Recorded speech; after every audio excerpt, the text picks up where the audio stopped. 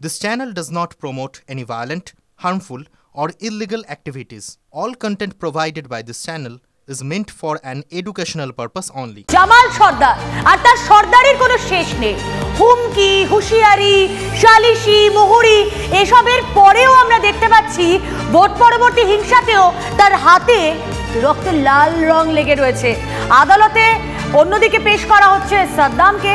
এই যে জামাল উদ্দিন, এই জামাল উদ্দিনের কীর্তি আর কত দূর? এই জামাল উদ্দিনের সর্দারি আর কোন কোন জায়গায়? রনিপা, তুমি কি একটু বলবে? একেবারে পরপর দেখে নেব আমরা একে একে জামাল উদ্দিনের সর্দারির ছবি। শুধুমাত্র সালিশি মুহুরি নয়, ভোট পরবর্তী হিংসাতেও হাত রাঙিয়েছিল এই জামাল। ২১-এর বিধানসভা ভোট পরবর্তী হিংসায় মৃত্যু হয় হারান অধিকারীর। হারানের হত্যাকাণ্ডের মূল মাথা ছিল সোনারপুরের এই জামালি, এমনটাই অভিযোগ হারান অধিকারীর পরিবারের। তার দাবি, বাড়ি থেকে তুলে নিয়ে গিয়ে হারানকে খুন করেছে জামাল এবং তারই দলবল। এই ঘটনায় যে কজনকে অভিযুক্তকে গ্রেপ্তার করা হয়েছিল, পুলিশ গ্রেপ্তার করেছিল, তাদের মধ্যে ছিল এই জামালও। কিন্তু ২ মাস পরেই ছাড়া পেয়ে যায় সে। বাবার হত্যাকারী জামালের শাস্তি চাইছে নিহত হারান অধিকারীর ছেলে। ভোট গণনার দিনকে বাবা এখানে শুয়েছিল, বাড়িতে আমরা সবাই ছিলাম।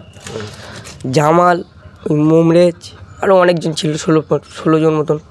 এসে বোম টোম মারে, এসে বাড়ি থেকে আমার বাবাকে এখান থেকে তুলে নেয়, একে মার্ডার করে। তখন তোমার বয়স কত ছিল? আমার তখন ওই ১৫ বছর মতন, ১৫-১৬ বছর।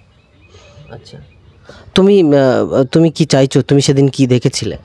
আমি তো সবই দেখেছিলাম। যখন বাড়ি থেকে তুলে নিয়ে যাই, আমি গিয়ে ওখানে মার্ডার করে, আমার বাবা ওখানে পড়ে আছে। তারপরে আমার কাকা টাকা সবাই গেল, ওদের মাথাটা একটা ফাইটা দিয়েছিল। এখন তুমি কি চাইছো? এখন চাইছি যে ওরা শাস্তি পেলে আমার খুব ভালো হয়। ভোট গণনার দিনকে ওই দিনকে মানে সব গুন্ডা বাহিনী বাড়ি থেকে তুলে নিয়ে গিয়ে মেরেছে। গুন্ডা বাহিনী এসে। সেখানে জামাল ছিল? হ্যাঁ, জামাল ছিল। জামাল হচ্ছে মেন গোড়া।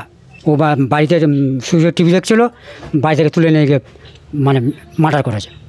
হ্যাঁ, এবারে আরও বলতে কি যে একজনের মার্ডার করছে, আবার ফের মার্ডার করবো, এরম বলছে।